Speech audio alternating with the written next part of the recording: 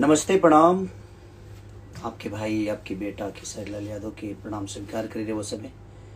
और बहुत दिन बाद आज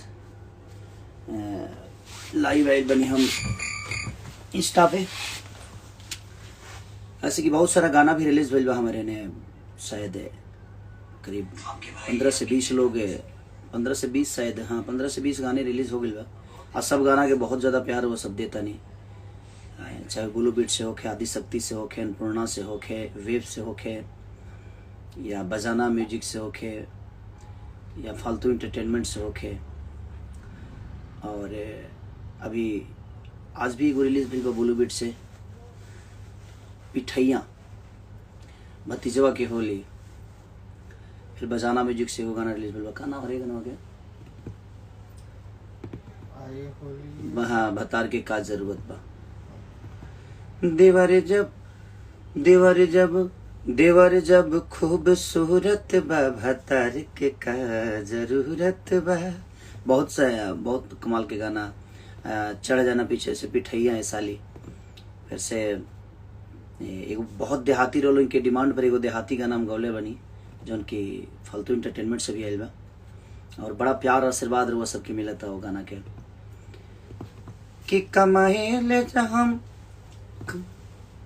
कबले चरैबा पहाड़ी पढ़ा रजहू, जा कमाए ले हमारे। पिठैया वाला गाना में अक्षरा जी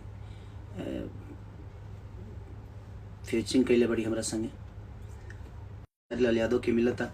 और आशा ना विश्वास बा कि लोग ऐसे ही अपन प्यार और आशीर्वाद हमके देत रह। कोशिश रही जे आदमी अच्छा कुछ करे और हमेशा रहो सबके दिल और दिमाग में बसे। और एगो हमार बहुत खूबसूरत सिनेमा, जो उनकी रियलिटी सिनेमा बहुत कम बनेला। और पराग पाटिल, अमरपाली दुबे जी और हम, और हमारे खूबसूरत प्रोड्यूसर प्रदीप शर्मा जी, जिनकी बहुत बढ़िया एगो सिनेमा बनोले बनी, जो कि हमके इलाहाबाद में शूट करनी जा। ओकर एगो गाना भी बड़ा खतरनाक है, 2-3 गो गाना बहुत औसम बावे। रोल के सुने के भी मिली या देखे के भी मिली। जब उनकी मार्च में रिलीज होके वाला बा उस सिनेमा आशिकी। तो लोग ऐसा ही प्यार आशीर्वाद दिया। ऐसा ऐसा फिल्म के लोग अगर प्यार और आशीर्वाद दिया तो शायद हर आदमी खूबसूरत सिनेमा बनाने की कोशिश करी। हमनी के कोशिशें करी ले जा। रोलिंग के प्यार आशीर्वाद मिलेला तो और थोड़ा सा मनोबल बढ़ेला। और हम चाह के सही प्यार और आशीर्वाद आजीवन बनाए रखी। हम कोशिश करब खाली कि रोलिंग के कोनो मनोरंजन में दिक्कत ना होके, मनोरंजन भरपूर मनोरंजन करी हमरा सबके, कि रोलिंग के 24 घंटा आदमी यही खातिर जागे लगे रो सबके मनोरंजन करा सके। तो ऐसा ही प्यार और आशीर्वाद देते रही और अपना भाई के ऐसे ही अपना गोद में बैठौले रही। Love you all, thank you so much इतना सपोर्ट करने के लिए आप सब।